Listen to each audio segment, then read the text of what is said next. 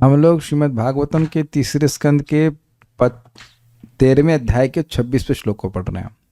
देखिए, एक बात तो स्पष्ट है, लाखों रुपए देकर के भी आप भागवत में रुचि उत्पन्न नहीं कर सकते हैं। इसका मतलब है कि जिसकी भागवत में रुचि है वह लाखों करोड़ों में कोई एक व्यक्ति है। हम समझाएंगे नहीं, विचार कर लीजिएगा। तो अब हम लोग यहाँ पे थे, निशम्यते घर घरितम स्वखेद क्षयिष्णु मायामय सुकरस्य जनस्तपः सत्य निवासिनस्ते त्रिभिः पवित्रैर्मुनयो गृणन् स्म। निशम्य ते निशम्य, उन लोगों ने यानी कि ब्रह्मा जी और उनके पुत्र आदि ने सुना। क्या सुना? घर घरितम, भगवान का घर घराहट वाला शब्द सुना। स्वखेदा, और अपने खेद को, जो उनके खेद को यानी कि ब्रह्मा आदि के खेद को नष्ट कर रहा था। कौन सा खेद था? ये कौन है? क्या ये भगवान है? ये बात समझ में नहीं आ रही थी। और कहना है कि आवाज लो है।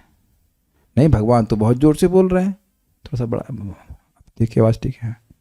भगवान तो बहुत जोर से, आप कैसे बोल रहे हैं आवाज कम है? भगवान तो बोल रहे हैं कि बहुत तेज से बोल रहे हैं। ठीक है, एनीवेज, स्वखेद मतलब जो ऋषियों का जो खेद था, शोभ था मन का, वह समाप्त हो गया।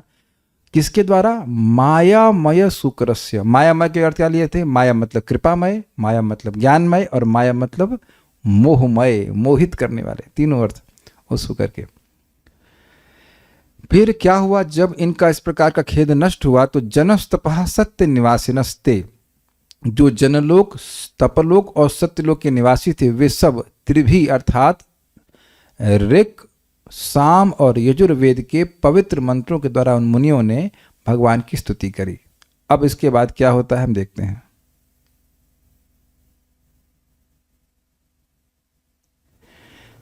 अब जब इन्होंने स्तुति करी तो भगवान ने क्या किया? बड़ा सुंदर व्रत है। भगवान ने की कोई स्तुति करता है तो भगवान उसे सुनते हैं।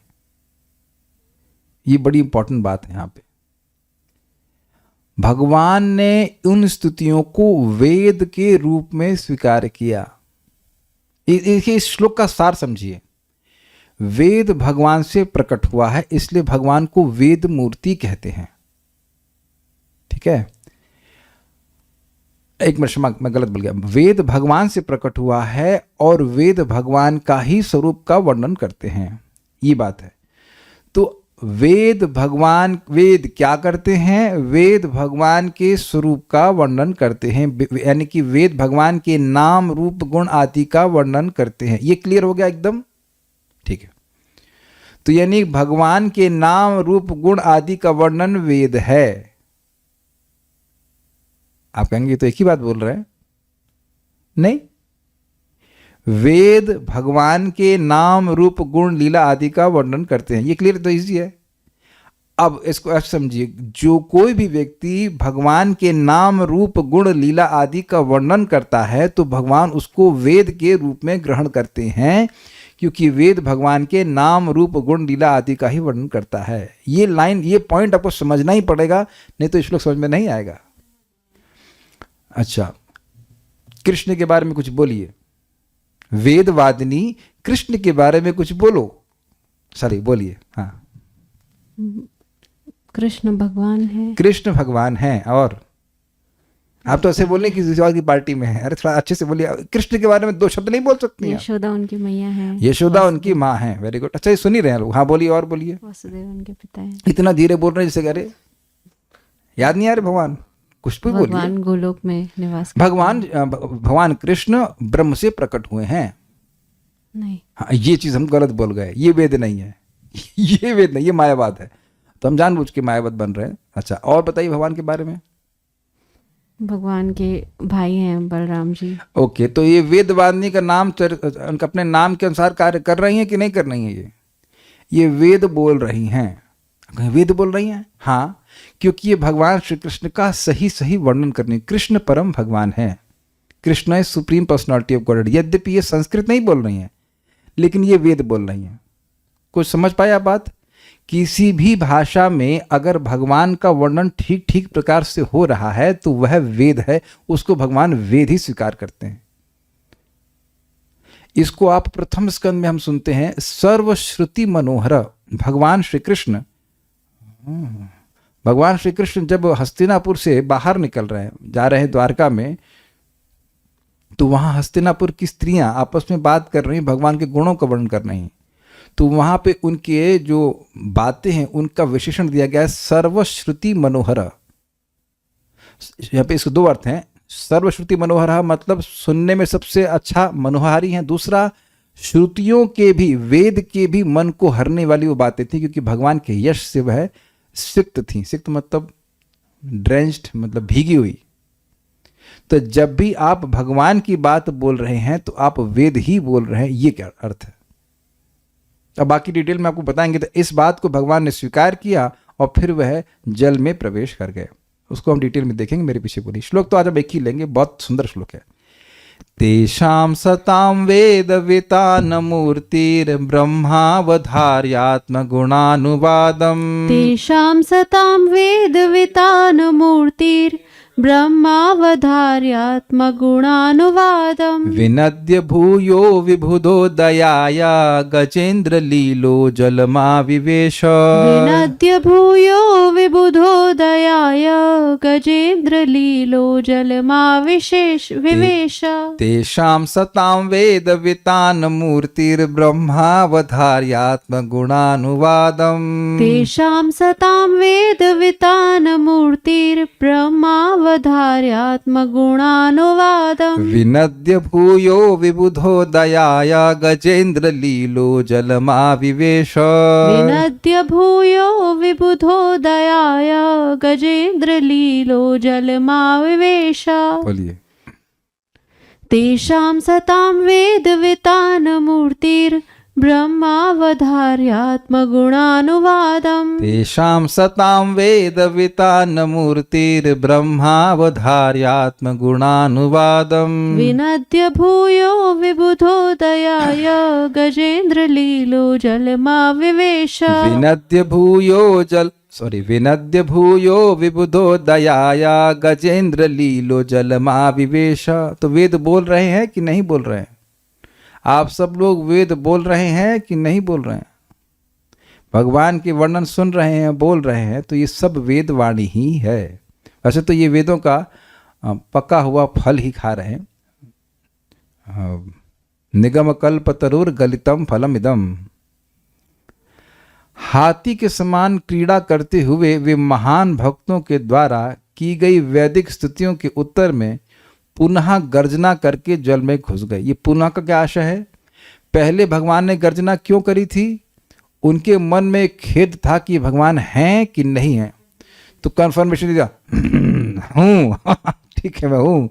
तो वहाँ उनका खेद नष्ट हुआ, तो तुरंत वह मंत्र पाठ करने लगे। तो भगवान फिर गर्जना किए कि हाँ अच्छा बोल रहे हैं, अच्छा बोल, वेरी गुड वेरी गुड। अनुमोदन किए कि आप सही कह रहे हैं। जो भी बोल रहे होंगे, सहस्त्र शीर्षा पुरुषा सहस्त्राष्ट्र सहस्त्रपात इत्यादि जो भी बोल रहे हो, तो उसका भगवान ने अनुमोदन किया। तो एक बहुत बढ़िया बात है। बहुत बढ़िया बात क्या है? क्या भगवान केवल मुनियों के ही मंत्र को सुनते हैं? आपके हरे कृष्णा कृष्ण कृष्णा हरे हरे, हरे राम राम राम हरे हरे को नहीं सुनते हैं? अरे वहां तो वो स्पष्ट बोलते हैं महाप्रभु के रूप में, कृतार्थ होइला आमी सुनाइला हरि नाम। Is it not? स्पष्ट बोल रहे हैं। कहां से आवाज आ रही किरकिराहट की? This something.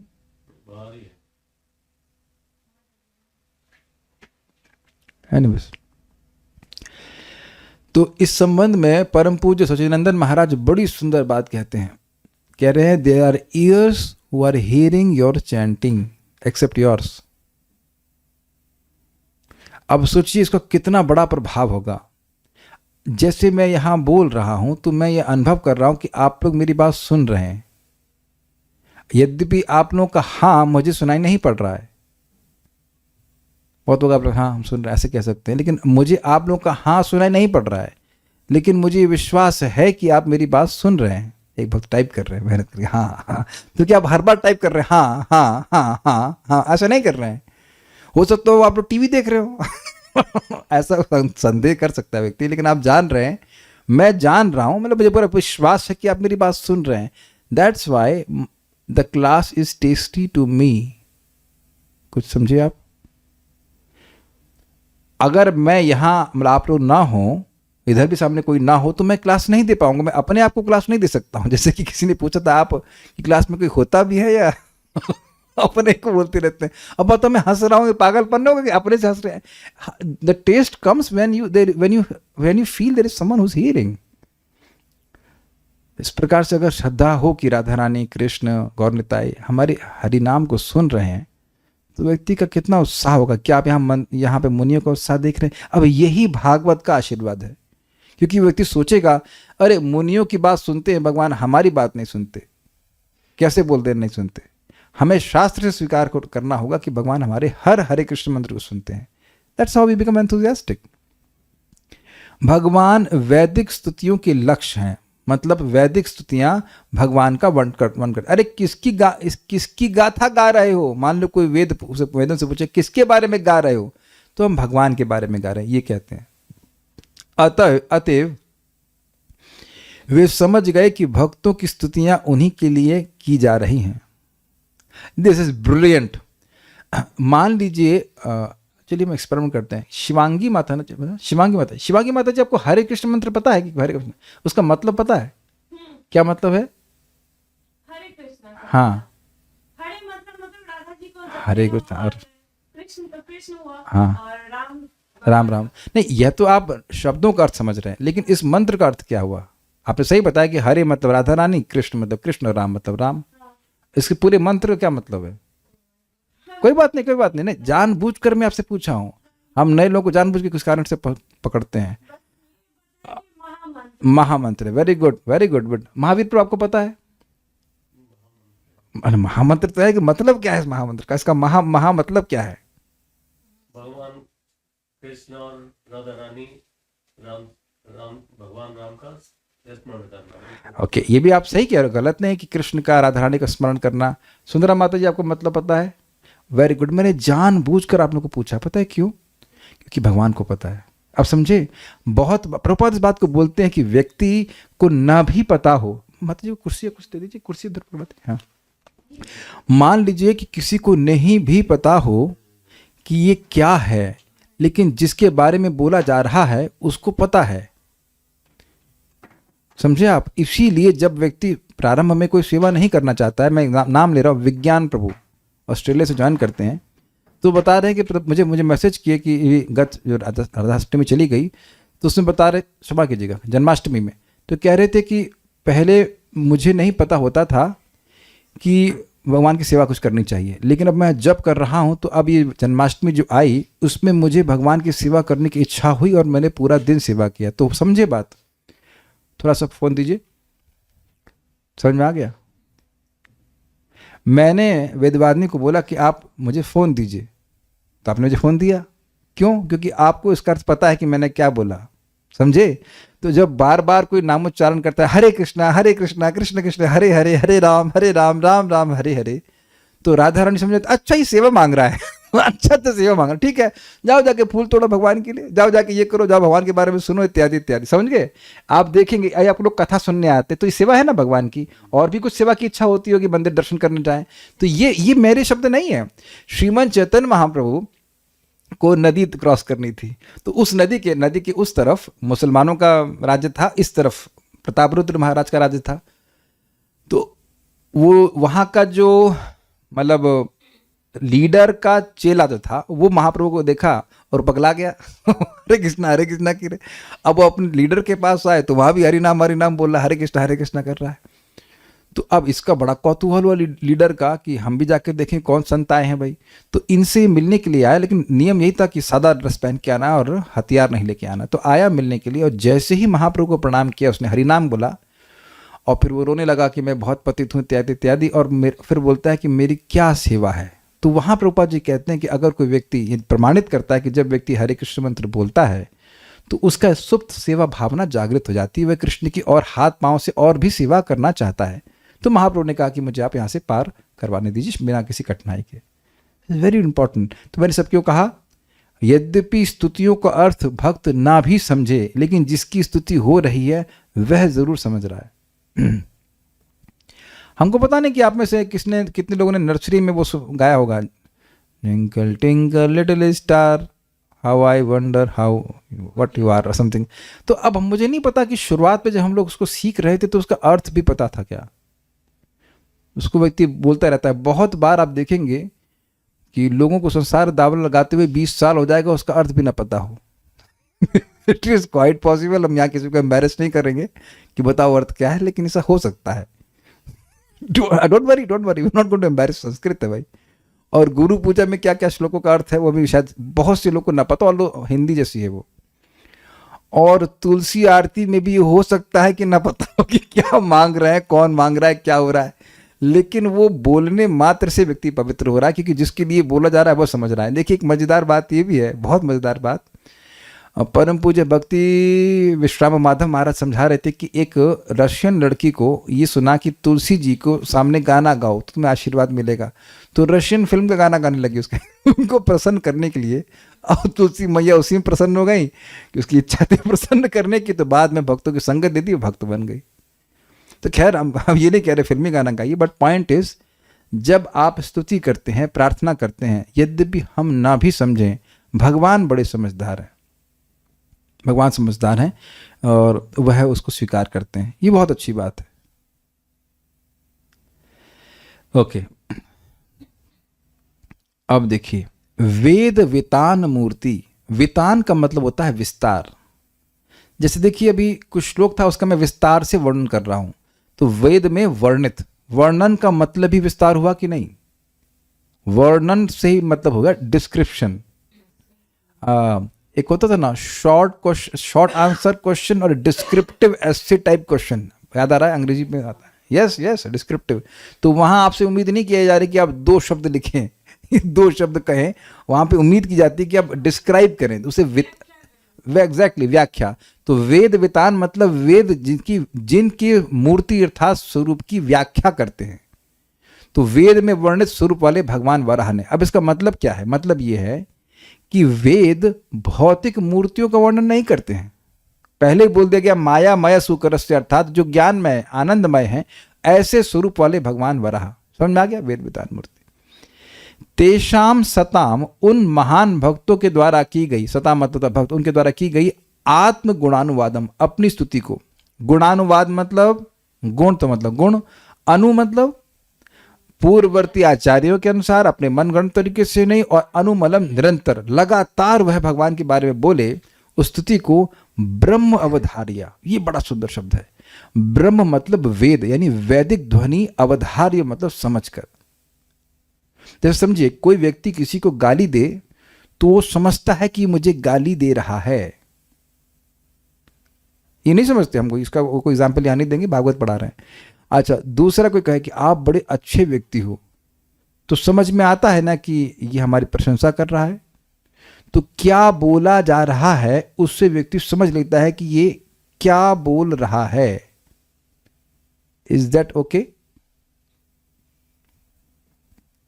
शनि आपके 10वें स्थान में है। शनि आपके मंगल ग्रह पे कुदृष्टि रख रहा है, और जो शुक्र है वह अब थोड़ा सा नीच का है। तो मैं क्या बोल रहा हूं?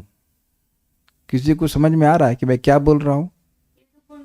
Very good, amazing. शिवांगी माता जी को समझ में आ गया कि मैं कुंडली के बारे में बोल रहा हूं। अमेजिंग। आपने क्यों नहीं उत्तर दिया? आपको समझ में नहीं आ रहा था? ऑब्वियस है, आपके ऑब्वियस है। लेकिन आप समझिए कि अगर मैं F = ma बोलूँ और G m1 m2 by r² बोलूँ, तो अब शिवांगी माता जी मैं क्या बोल रहा हूँ? नहीं समझ में आया। वेरी गुड, इनको नहीं समझ में आया। कोई है बंदा जो समझ में आया मैंने क्या बोला? F = ma G m1 m2 by r²। Science नहीं, संतुष्ट नहीं हूँ, साइंस नहीं ना। लो अब तुक्के मार, साइंटिस्ट भी तुक्का मार रहा है। हद हो गई। हम फिजिक्स बोल रहे हैं। अब हम और स्पेसिफिक पूछूं कि फिजिक्स में क्या बोल रहा हूँ। अगर मैं बोलूँ F = ma, तब मैं इसमें क्या बोल रहा हूँ? मैकेनिक्स। तो अब आप देख लीजिए कि मैं जो बोल रहा हूं उससे आप समझ रहे हो कि मैं क्या बोल रहा हूं। अब आप एक लौकी को पीस लीजिए, उसको 4 भाग में काटिए और जीरे का छौंक दीजिए। अब आप समझिए मैं कुकिंग के बारे में बोल रहा हूं। क्लियर, समझ में आया? सर ओम सहनाववतु सहनौ भुनक्तौ सह वीर्यं करवावहै। आगे क्या है?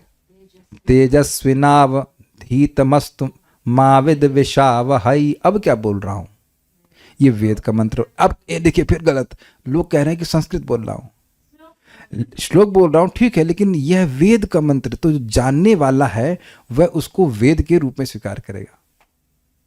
अच्छा, मैं कहूं कि अभी कृष्ण निर्विशेष ब्रह्म से आए हैं, तो आप कहेंगे हाँ अब आप कचरा बोल रहे हैं अब आप मायावाद बोल रहे हैं। तो भगवान तो सब जानने वाले हैं, तो भगवान समझ गए कि यह वेद बोल रहे हैं। तो प्रश्न क्या है? प्रश्न होगा कि भाई भगवान यह क्यों समझे कि वो वेद बोल रहे हैं? वह तो भगवान के बारे में बोल रहे थे ना। आप अब इस मेरे उदाहरण से समझ गए होंगे, जब मैं F=ma बोल रहा हूं तो उससे समझ गए कि मैं साइंस के बारे में बोल रहा हूं। जब मैंने कुछ कुंडली क्या कहते हैं एस्ट्रोलॉजी के बारे में बोला था, तो उससे आप समझ गए कि मैं एस्ट्रोलॉजी के बारे में बोल रहा हूं। विषय के अनुसार आप टॉपिक को पकड़ लेते हो, ये समझ पाए आप? तो वेद में एकमात्र टॉपिक क्या है? भगवान हरि। आदि मध्य च अंते च हरि सर्वत्र गीयते। ये श्लोक है, आप ढूंढ लेंगे तो मजा आ जाएगा। पूरा श्लोक इस प्रकार से, वेदे रामायणे चैव आदि मध्य च अंते च हरि सर्वत्र गीयते। वेद में, रामायण में, पुराण में, सब जगह शुरुआत में, मध्य में और अंत में हरि का ही वर्णन है। ये क्लियर हुआ? तो वेद किसका वर्णन कर रहा है? भगवान हरि का वर्णन कर रहा है। तो जब हरि का वर्णन किया जाएगा तो उसको भगवान क्या स्वीकार करेंगे? ये वेद से बोल रहा है। इसका मतलब वेद मतलब वह वेद तो है ही, मूल वेद, और जो कोई भी बात वेद के अनुगत्य में बोली जाएगी वह भी वेद है। इसीलिए आपको समझ में आया कि जो हमारे वैष्णव आचार्य हैं उनके भजनों को वेद तुल्य क्यों कहा जा रहा है? हरि हरि विफले जन्म गुआइनु। तो ये बंगाली है, लेकिन ये बंगाली नहीं है, ये वेद है। हे हरि, मैंने अपना जन्म विफल कर दिया। क्यों कर दिया? रात मनुष्य जन्म पाया राधा कृष्ण न भजिया। तो मैं मनुष्य जन्म पा करके भी राधा कृष्ण का भजन नहीं किया। तो ये बात बिल्कुल सिंपल सी लग रही है, लेकिन ये वेद वाणी है। क्यों? क्योंकि वेद जीव के वेद केवल 3 बात बता रहा है। जीव अपने संबंध को भगवान समझे, अभिधेय अर्थात भक्ति करे, और प्रयोजन भगवान का प्रेम प्राप्त कर ले। तो आप देखिए कि वो जो वेद बात कर रहा है उसी को आचार्यगण बंगाली में बता रहे हैं। तो बंगाली नहीं बोल रहे हैं, वो वेद की बात बोल रहे हैं। समझ गए बात? लेकिन जिस भी भाषा में स्तुति की जाए, अगर वो भगवान की स्तुति है तो वो वेद है। ये समझे बात? ये इसीलिए भगवान ने इसको वैदिक ध्वनि समझा कि ये वैदिक ध्वनि बोल रहे, ये वेद बोल रहे हैं, और भगवान प्रसन्न हुए। तो भूया विनद्य, फिर से गर्जना की, मतलब सही बोल रहे हैं समझे आप लोग? सही बोले, इसे कहते हैं अनुमोदन। सही, वेरी गुड सही बोले, कोई दिक्कत नहीं है। Make sense? तो ये बहुत सुंदर बात है। इसको आप आगे भी सुनेंगे 10th कैंटो में, कि जब वो रुक्मिणी का पत्र लेकर के ब्राह्मण आते हैं तो भगवान उनकी बात सुनते हैं। उनको पता है कि रुक्मिणी क्या पोजीशन में है, लेकिन वहाँ बात सुनते हैं। आप छठे स्कंद में भी सुनेंगे कि देवतागण भगवान के पास आते हैं दुख अपना मतलब रोने के लिए, तो वहाँ भी भगवान बात सुनते हैं। बड़ी सुंदर बात है। महाराज समझा रहे थे कि ये भगवान शिष्टाचार से दिखा रहे हैं कि जब कोई आपको अपना दुख बताने के लिए आए या कोई भी बात करने के लिए आए तो उसको सुनना चाहिए। कोई भी बात से मतलब फालतू बात नहीं, लेकिन अगर कोई बात कर रहा है तो उसकी बात सुनना चाहिए। मैं फिर रिपीट कर रहा हूँ, कोई कचरा बोलने के लिए आए तो उसकी बात नहीं सुनना चाहिए, लेकिन अगर कोई बात बोल रहा है तो उससे सुनना चाहिए। एक और अच्छी बात थी, बहुत अच्छी बात इस संबंध में सच्चिदानंद महाराज ने कही थी, once you hear a person you have a relationship with him. Digested? मैं फिर रिपीट करूंगा, जब आप किसी से कुछ सुनते हैं तो उससे संबंध स्थापित कर लेते हैं। इस मैं जो बोल रहा हूं वो सब स्वीकार्य है, समझ में आ रहा? समझ के स्वीकार कर रहे हैं ना? जैसे कि व्यासदेव जी ने कहा था, क्या नाम थे, व्यासदेव जी ने उनको बुलाया था ना गणेश जी को, कि मैं बोलूंगा, डिक्टेट करूंगा, आप लिखना। तो उन्होंने कहा ठीक है लिख तो दूंगा, लेकिन आप रोकिएगा मत। तो उन्होंने कहा ठीक है, लेकिन आपको समझ के लिखना होगा। तो जब कभी मतलब व्यासदेव जी को बीच में कुछ विश्राम करना होता तो ऐसा कठिन श्लोक बोलते कि गणेश जी भी सोचते रहते कि क्या बोल गए, इतनी देर में अपना काम करके आ जाते। तो मैं बोलना चाहता हूं कि इस बात का आस्वादन आप तब कर पाएंगे जब आप समझें कि मैंने क्या कहा। आप जैसे ही किसी व्यक्ति की बात सुनते हैं बेसिकली उसके आप हृदय तक पहुंच जाते हैं। वो हृदय से क्या कहना चाहता है। This is very big art. अगर हम भक्तों के संग में अच्छा संबंध प्राप्त करना चाहते हैं अगर आप करना चाहते, नहीं करना चाहते तो ठीक है, कोई बात नहीं, फिर आप बात ही मत सुनो, लेकिन करना चाहते हैं तो उसकी बात सुनिए। That's how we develop relationships. अब आपने ये अपने भगवान में देखा, मुनियों ने स्तुति करी तो मुनियों की स्तुति को कुछ भी ना कहते हुए भगवान कूद जाते, अपनी लीला करते। लेकिन कितने पर्सनल हैं भगवान, वह अपने भक्तों की बात को सुन करके गर्जना करी, फिर से गर्जना की, विनद्य, फिर से गर्जना की, और इससे उन लोगों को सिग्नल मिल गया कि हाँ, हमारी प्रार्थना को सुने थे। ये बहुत बहुत महत्वपूर्ण है। देखिए, वास्तव में आपको लगता होगा प्रैक्टिकल नहीं है, लेकिन हमने कई बार परम पूज्य सच्चिदानंद महाराज संग कीर्तन किए मंदिर में, स्पेशली कार्तिक के आखिरी दिन। तो महाराज बार बार सब भक्तों को बोलते कि आप सभी लोग उत्साह से कीर्तन करो। He hears you individually and he hears you collectively.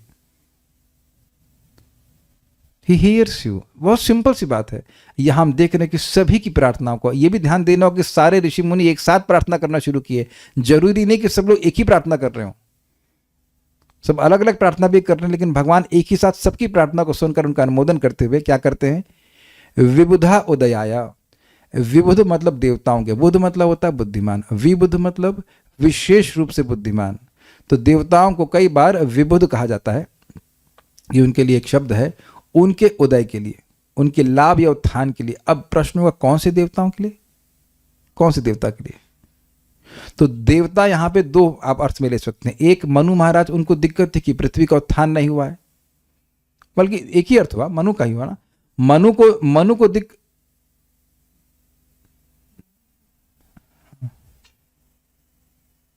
ये क्या हो रहा भाई? ओके, तो मनु को दिक्कत ये थी कि फ्लैट नहीं मिल रहा है, वो बेटे की दिक्कत थी। और पिताजी कौन थे? ब्रह्मा जी को दिक्कत थी कि बेटे का फ्लैट नहीं हो रहा है। तो दोनों की कठिनाई थी, दोनों के लाभ के लिए गजेंद्र लीला, हाथी के समान लीला करते हुए जलमाविवेश, जल में प्रवेश कर गए। कौन से जल में प्रवेश कर गए? बताइए माइक पे, वेदवादिनी बताइए, कौन से जल में प्रवेश कर गए? बाथरूम के टब में, स्विमिंग पूल में, या गंगा जी में? गर्भ जल में। अब वो कितना भयानक है, बहुत डरावना है कि नहीं? अब बात बड़ी इंटरेस्टिंग है कि हाथी से तुलना क्यों कर रहे हैं। हाथी जब गंगा जी में प्रवेश करता है तो उसे डर लगता है ना, कहीं तालाब में प्रवेश करता डर ना, वह तो स्पोर्टिंग मूड में, बड़े आनंद में, वह अपने क्रीड़ा करने के लिए वहां प्रवेश करता है। इसलिए यहाँ पे कहा जा रहा है कि भगवान के लिए वह गर्भ जल बिल्कुल भयानक नहीं था। इससे भगवान की भगवत्ता सूचित हुई कि नहीं हुई? है ना, एक एक शब्द कितना महत्वपूर्ण है। कोई कहे कि हम लोग उसे कहे कि भाई ये जो सामने अरब सागर है ना, वहाँ जरा सा थोड़ा सा तैर के आइए। जिन लोगों को, हमारे जैसे लोगों को जिनको तैरना नहीं आता है, उनके लिए तो यमुना जी ही बहुत डरावनी है। हमको तो बिल्कुल नहीं आता है, स्विमिंग पूल भी नहीं प्रवेश करेंगे। तो अब भगवान कितने सामर्थ्य से युक्त हैं। कोई बहुत बड़ा तैराक भी हो, उसे कहो जाओ तुम जाके कूद जाओ इसमें, अंटार्कटिका में, अंटार्कटिका सागर नहीं, क्या है, आर्कटिक सागर है ना, अंटार्कटिक सागर, आर्कटिक सागर, अटलांटिक सागर, ऐसा, हाँ अटलांटिक सागर में तो भयभीत हो जाएगा। कोई और छोर ही नहीं है, गर्भ सागर का तो कोई छोर ही नहीं है, वहां भगवान प्रवेश कर रहे हैं। ये भगवान की भगवत्ता है कि बिल्कुल लीला जैसे हाथी से प्रवेश करता है वैसे वे प्रवेश कर गए। उनके लिए क्रीड़ा के समान है, खेल के समान है। ये भगवान की भगवत्ता है। गर्भ सागर कहाँ है? अब ये तो हम बताया था आपको, बाद में बताएंगे, ये बताएंगे आपको, ठीक है। ये जो बात नहीं समझाएगी ट्यूशन वेद बाद नहीं पढ़ाएंगे आपको, ठीक है। तेषाम सताम वेद वितान मूर्ति, तेषाम मतलब उन, तेषाम सताम मतलब जो भक्त थे, वेद वितान मूर्ति, जो वेद के द्वारा वर्णित स्वरूप वाले वराहदेव थे, उन्होंने उन भक्तों के अपने गुणानुवाद को ब्रह्म अवधार्य मतलब वेद के रूप में स्वीकार किया। एक और इंटरेस्टिंग बात है, वेद का एक और गुण है स्वप्रमाण। वेद को किसी प्रमाण की जरूरत नहीं थी, इतना प्रामाणिक माना कि हाँ ये सही बोल रहे हैं सब। विनद्य भूयः विबुधोदयाया, विनद्य भूया मतलब फिर से गर्जना किए, विबुध उदयाया अर्थात देवताओं के लाभ या उत्थान के लिए, गजेंद्र लीला जलमाविवेश, जैसे एक हाथी लीला करता है वैसे भगवान जल में प्रवेश किए। ठीक है, अब हम लोग श्रीधरी को देखते हैं। वेद श्री भगवान के दिव्य मंगल विग्रह की स्तुति करते हैं और वो कुछ नहीं करते हैं। वे वेद जिस तरह से श्री भगवान के गुणों का जैसा वर्णन करते हैं, वैसा ही उन मुनियों के द्वारा उच्चरित वेद का निश्चय करके भगवान ने देवताओं का कल्याण करने के लिए पुनः एक बार गर्जना किया और गजेंद्र के समान लीला करते हुए जल में प्रवेश कर गए। ये तो स्पष्ट है। अगला टीका देखते हैं। नोट, भगवान के जल में प्रवेश की तुलना गजेंद्र से करने का अभिप्राय यह है कि इसमें भगवान को कोई श्रम अनुभव नहीं हुआ। देखिए, न तो प्रवेश करने में श्रम हुआ और न बाहर निकलने में। हो सकता है कि व्यक्ति समुद्र में बिना श्रम के प्रवेश कर जाए, लेकिन निकलने में बहुत परिश्रम हो जाएगा। तो भगवान को कोई दिक्कत नहीं है और भगवान को केवल खुद अकेले वापस नहीं आना है, पृथ्वी को लेके आना है। कभी कभी देखा जाता है कि कोई व्यक्ति किसी को बचाने के लिए गया और वो इतना भारी था कि व्यक्ति खुद ही डूब गया। ये देखा जाता है, सुना जाता है कि किसी को बचाने के लिए गया, वो खुद ही डूब गया। लेकिन भगवान को पृथ्वी को वापस लाने में भी कोई श्रम नहीं है। इस प्रकार से भगवान प्रवेश किए। तारादर्शनी, वेद वेतान अर्थात सर्व वेदमयी, ना कि प्राकृत मूर्ति अर्थात स्वरूप भगवान का था। अब इसका मतलब क्या है? देखिए, वेद भगवान का ज्ञान दे रहा है। क्या श्लोक है? भूली गेला अनादिर बहिर्मुख जीव कृष्ण भूली गेला, अतएव कृष्ण वेद पुराण केला कैला, ऐसे करके श्लोक है। ऐसा कुछ मतलब टू दैट इफेक्ट है श्लोक। इस तरह का प्रपात कोट करते हैं। एक और श्लोक है इसी प्रकार का, माया मुग्ध जहां, ये है, ये तो स्पष्ट है। माया मुग्ध जीव नहीं स्वतः कृष्ण ज्ञान, जीवेर कृपा कैला कृष्ण वेद पुराण। जो माया से मुक्त जीव है उसको स्वतः कृष्ण का ज्ञान नहीं होता है। जरा आप विचार कीजिए इस पहली लाइन पे, जीवों को स्वतः किस चीज का ज्ञान होता है? ये भौतिक स्वरूपों का ज्ञान हो जाता है, अपने आप ही हो जाता है। खाने पीना, आहार, निद्रा, भय, मैथुन, इसका ज्ञान अपने आप हो जाता है। इसकी कोई ट्रेनिंग नहीं देता है। क्या प्रमाण है? प्रमाण सारे मनुष्य हैं, सारे जानवर हैं, सब इसी प्रकार से। जानवरों की तो कोई पढ़ाई लिखाई नहीं होती, तब भी सब कर लेते हैं। स्वतः ज्ञान नहीं, तो इसलिए और उसका कहते हैं जीवेर कृपा कैला कृष्ण वेद पुराण। तो जीवों पे कृपा करने के लिए भगवान ने वेद पुराण की रचना करी, अर्थात वेद पुराण ये एक दिव्य वस्तु भगवान का वर्णन करते हैं। समझे आप बात? हम अपनी भौतिक इंद्रियों से भौतिक नाम रूप गुण आदि को तो पकड़ते हैं, लेकिन दिव्य नाम रूप गुण को नहीं पकड़ते हैं। इसलिए भगवान की मूर्ति स्वरूप को वेद प्रकाशित करते हैं। इसलिए कह रहे हैं भगवान की मूर्ति जो है वो वेद वेदान मूर्ति है और ये शुद्ध सत्व मूर्ति है, सर्व वेदमय मूर्ति है। कोई प्राकृत मूर्ति, कोई भौतिक स्वरूप भगवान का नहीं है। ये एक अर्थ हुआ। अच्छा, वेद वेदान मूर्ति का अर्थ है वेदों में वर्णन के रूप में विस्तारित, अर्थात संपूर्ण वेदमयी मूर्ति जिनकी है, किंतु यह प्रकृति जन नहीं है, अर्थात प्रकृति से उत्पन्न उनकी मूर्ति नहीं है। अब बड़ा इंटरेस्टिंग है, वेद भगवान के निश्वास रूप हैं। ये समझे? एक हम श्लोक गीता में सुनते हैं, यज्ञ ब्रह्मोद्भवम विद्धि ब्रह्माक्षर समुद्भवम तस्मात् सर्वगतम ब्रह्मन नित्य यज्ञ प्रतिष्ठितम। यज्ञ ब्रह्मोद्भवम, यज्ञ नहीं, क्षमा कीजिए, कर्म ब्रह्मोद्भवम विद्धि। कर्म जो है वह ब्रह्म अर्थात वेद से प्रकट हुए। कर्म ब्रह्मोद्भवम विद्धि, ये जानो, ये समझो कि जितने भी कर्म हैं किसी भी वर्ण और आश्रम के, वह वेद से प्रकट हुए, ब्रह्म से प्रकट हुए। तो ब्रह्म कहां से, यानी वेद कहां से प्रकट हुआ है?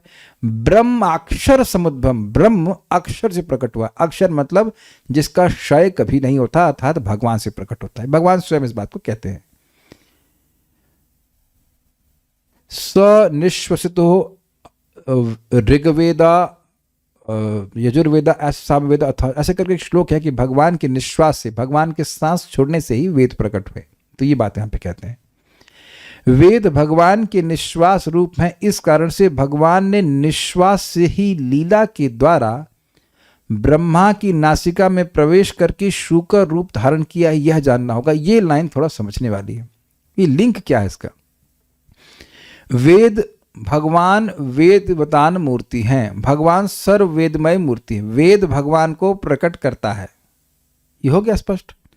और वेद वेद कैसे प्रकट हुआ?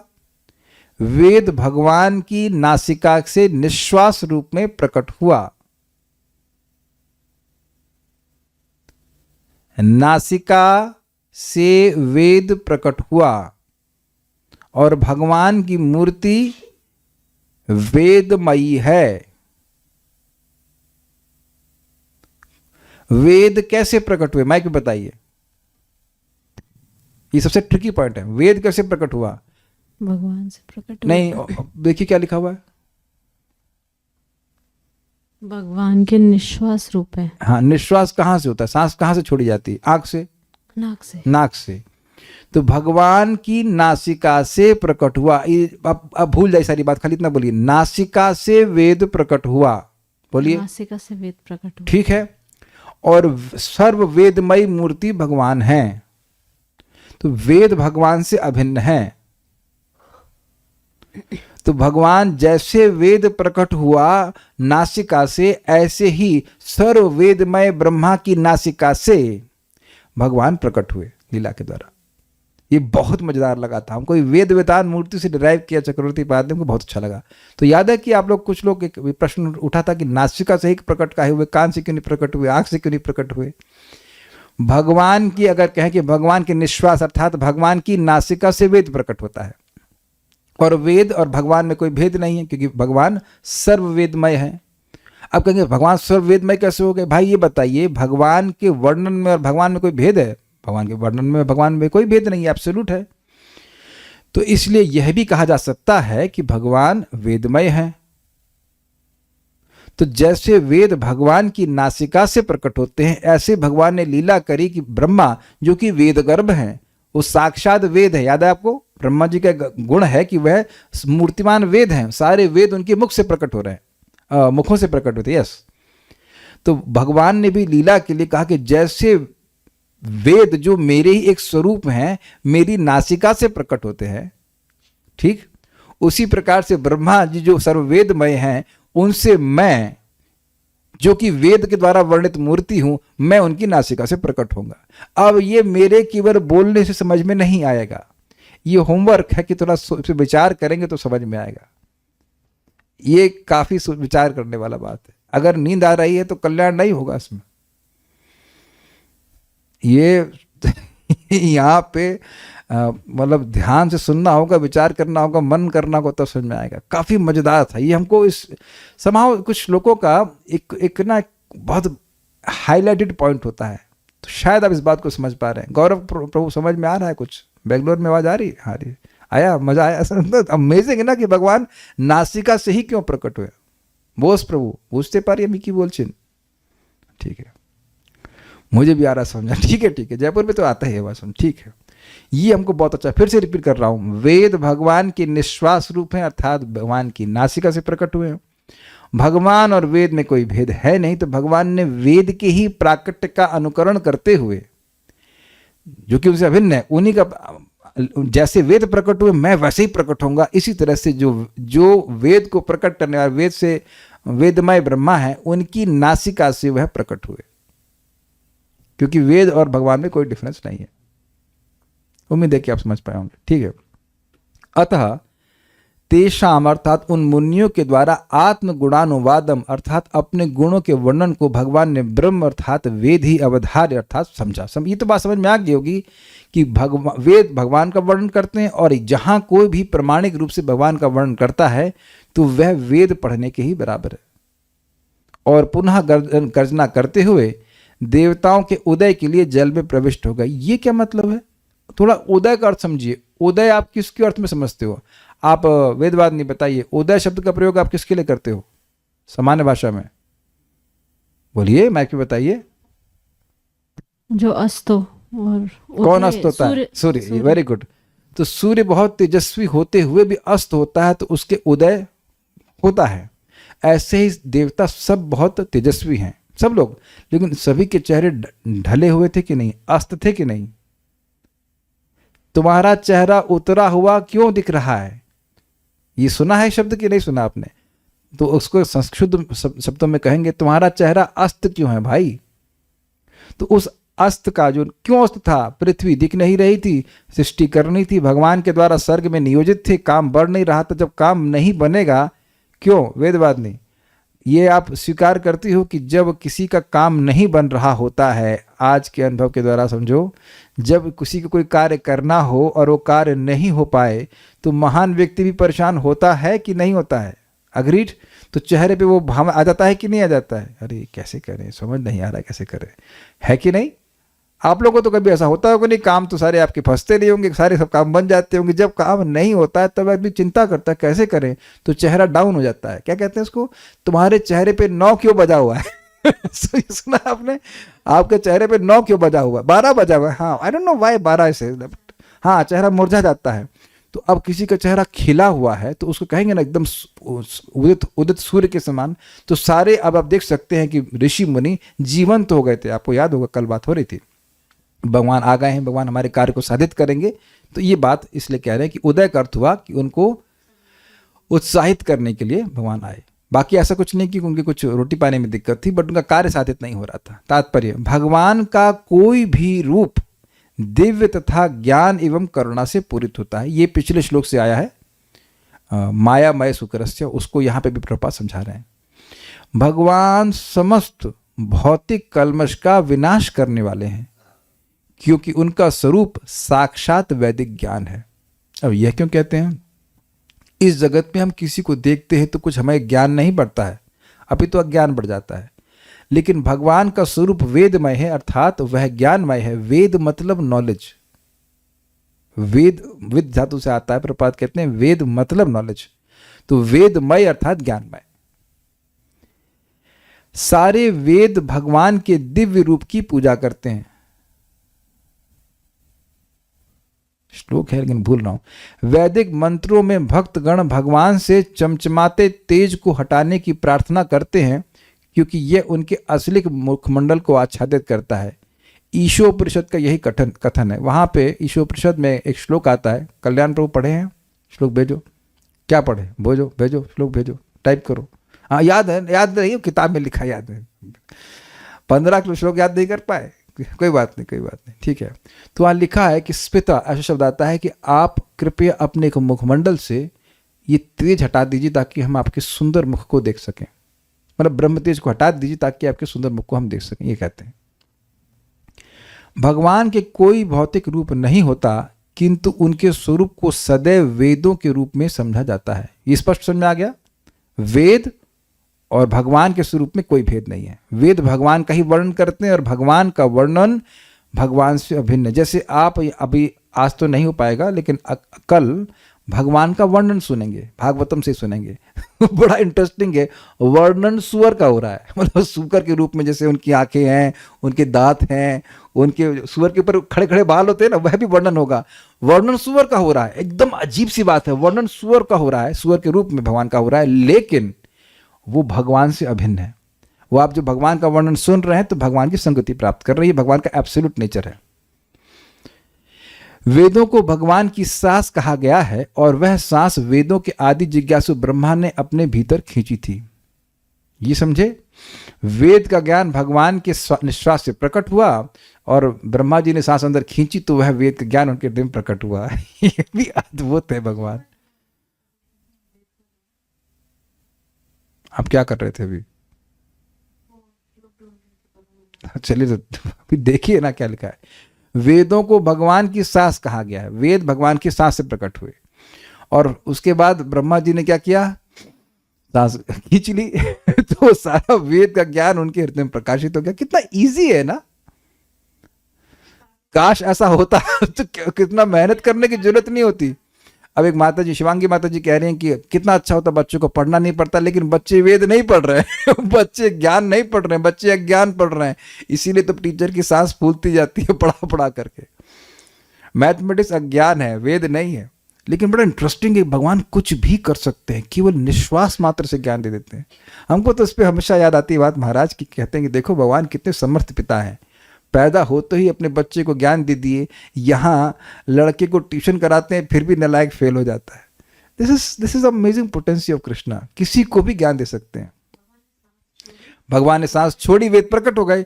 अब वो अब ब्रह्मा जी ने सांस खींची तो वेद का क्या है उनके हृदय में आ गया। अद्भुत बात है। ठीक है, ब्रह्मा के नथुने से ली गई सांस से भगवान शुक्र प्रकट हुए, अतएव भगवान का शुक्र अवतार साक्षात वेद है, वही सांस के रूप में प्रकट हुए। आप जानते हैं कि जब कुछ छींकते हैं तब बाहर आता है, तो ब्रह्मा जी की नासिका से बाहर आए तो इनहेलेशन में नहीं हुआ होगा, एक्सहेलेशन में हुआ होगा। तो बेसिकली बात क्या है, समझिए, भगवान ने नासिका से अपने सांस छोड़ी, वो सांस ब्रह्मा जी ने ली, और वही सांस ब्रह्मा जी ने छोड़ी, तो वह भगवान प्रकट हो गए। क्योंकि वो सांस जो भगवान ने छोड़ी थी वह उनसे अलग नहीं है, वो भी भगवान है। भगवान की वाणी जब भगवान है, ये मानते हैं कि नहीं भगवत गीता, तो भगवान की सांस भगवान नहीं है। यही तो भगवान का एब्सोल्यूट नेचर है। भगवान का नाम भगवान है, कल्याण प्रभु, कोई दिक्कत नहीं है ना। भगवान का नाम भगवान है, लेकिन भगवान की सांस भगवान नहीं है ना। भगवान के संबंध में सब कुछ भगवान है। भगवान का प्रसाद, भगवान का नाम, भगवान का रूप, जो कुछ भी है वो सब भगवान है। ये जब हमको तब समझ में आएगा जब भाव भक्ति के स्तर पे होंगे। अभी थ्योरी समझ लीजिए, ये रियलाइजेशन ऐसे सुनते सुनते आपको भाव स्तर पे हो जाएगा, अरे भगवान की तो सांस भी भगवान है। ठीक है, उच्च लोकों के मुनियों द्वारा अवतार का महिमा गान वास्तविक वैदिक मंत्रों से युक्त था। जब भी भगवान का महिमा गान होता है तो यह समझा जाना चाहिए कि वैदिक मंत्रों का ठीक से उच्चारण किया जा रहा है। अतएव जब वैदिक मंत्रों का उच्चारण हुआ तो भगवान प्रसन्न हुए और अपने शुद्ध भक्तों को प्रोत्साहित करने के लिए पुनः एक बार उन्होंने गर्जना की और निमग्न पृथ्वी का उद्धार करने के लिए जल में प्रविष्ट हो गए। इसको थोड़ा समझिए, ये बड़ा 2 पॉइंट यहाँ पे इंटरेस्टिंग है, फिर हम रुकेंगे। देखिए, कुछ लोग अपने को आर्य समाजी कहते हैं और उनको बड़ा अभिमान है कि वह वेद पढ़ते हैं, और उनसे पूछो कि भगवान कौन है तो क्या उत्तर आएगा, भगवान तो भाई निराकार है। तो क्या उनके वेद पढ़ने को, वेद पाठ से भगवान प्रसन्न होंगे? क्या उत्तर है? बड़ा उत्तर स्पष्ट है, वह प्रसन्न नहीं होंगे। यद्यपि वह वेद के मंत्र को पढ़ेंगे, लेकिन भगवान उससे प्रसन्न नहीं होंगे, क्योंकि भगवान का वह गुणगान नहीं करना चाहते हैं। लेकिन कोई मतलब त्रुटिपूर्ण तरीके से भी बोल रहा है Krishna is supreme personality of God, ऐसे करके बच्चे की तरह भी बोल रहा है कि कृष्ण सुप्रीम भगवान हैं, तो कृष्ण उसको वेदवाणी ही मानेंगे। वेदश्च सर्वेर हमेव वेद्यो वेदांत कृत वेद विदेव चाम, सारे वेद से भगवान ही जाने जाते हैं। आप लोगों को बहुत आसान लगता है, लेकिन एक भक्त हमको बता रहे थे, संस्कृत में बहुत तेज हैं वो, कि वो ईशोपनिषद पढ़ लिए, भगवत गीता पढ़ लिए, वेदांत सूत्र पढ़ लिए और क्या क्या नहीं पढ़ लिए, लेकिन फिर भी नहीं समझ पाए कि भगवान कृष्ण है। तो ये हिसाब किताब है। जो उसकी टीका लिख रहा है उसको विश्वास ही नहीं कि कृष्ण भगवान है, तो उसी प्रकार से व्याख्या करेगा। अब आप देख रहे हैं कि जारे देखो तारे कहो कृष्ण उपदेश, कितना डीप स्टेटमेंट है। जब भी आप, जैसे अभी मैंने वेदवानी माता जी को कहा कि आप शिवांगी माता जी को समझाना कि गर्भ जल क्या है, तो गर्भ जल का व्याख्या आप कैसे करेंगे? क्या भगवान विष्णु के बिना, वर्णन के बिना आप कर पाओगे? यानी जैसे ही आप भगवान विष्णु के वर्णन के करेंगे, आएगा ही ना उसमें भगवान विष्णु का वर्णन। गर्भ जल हमारे शरीर का पसीना तो है नहीं, तो तुरंत ही अब आप वेदवाणी बोलने लगे। समझे आप बात? जैसे ही आप किसी को भगवत गीता के अनुसार या भागवतम के अनुसार बोलेंगे तो आप वेद ही बोल रहे हैं। बल्कि बड़ी इंटरेस्टिंग बात है, अभी आपने क्या सुना, वेद भगवान की नासिका से प्रकट हुई और भगवत गीता कहाँ से प्रकट हुई? भगवान के मुख से प्रकट हुआ। समझे आप? मुख से भी तो हवा आती है कि नहीं जब हम बोल रहे होते हैं? चेक कीजिएगा, जब हम बोल रहे होते हैं तो आप आवाज सुन सकते हैं कि नहीं? जब आपने अगर हरे कृष्णा बोलना, हरे कृष्णा, देखना हवा निकलती है, हरे कृष्णा कृष्ण कृष्ण हरे हरे, हरे राम राम राम हरे हरे। तो ये बड़ी सुंदर बात है। क्यों सुंदर बात है? यद्यपि पुराणों को स्मृति कहा जाता है, अर्थात वेद के अनुगत्य, और कुछ लोगों की ऐसी मान्यता है, ऐसा है नहीं लेकिन कुछ लोगों की ऐसी मान्यता है कि वेद से कुछ कम है, क्योंकि वेद नहीं है, वेद के पीछे लिखे गए हैं, जबकि ऐसा है नहीं। लेकिन भगवत गीता यद्यपि महाभारत में है और महाभारत को स्मृति कहा जाता है, लेकिन भगवत गीता अपने आप में क्या है? साक्षात भगवान से प्रकट है ना। श्लोक क्या है उस तरह का? मुखम पद्माद विनिसृतः, क्या श्लोक है?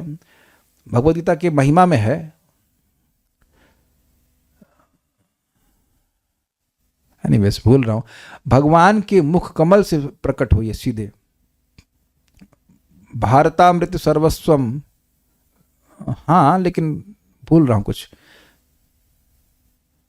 एनीवेज, तो खैर भगवान के मुख से प्रकट होने के कारण, जैसे भगवान के निश्वास से प्रकट होने के कारण वेद स्वतः प्रमाण है, सर्वसिद्ध प्रमाण है, सर्वश्रेष्ठ प्रमाण है, ऐसे ही भगवान श्री कृष्ण के साक्षात मुख से उदित होने के कारण, मुख कमल से प्रकट होने के कारण भगवद गीता भी श्रुति है, यद्यपि वह स्मृति में आ रहा है, महाभारत में आ रहा है। कुछ समझे मेरी बात?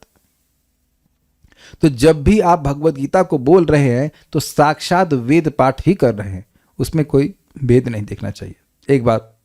दूसरा बात, ये बड़ा इंटरेस्टिंग है, आप देखेंगे कि कभी कभी कोई व्यक्ति है, कोई महान साहसी कार्य करने वाला होता है, तो उसके जो चेले होते हैं उसको प्रोत्साहित करते हैं, ये मारो मारो ऐसे करते हैं।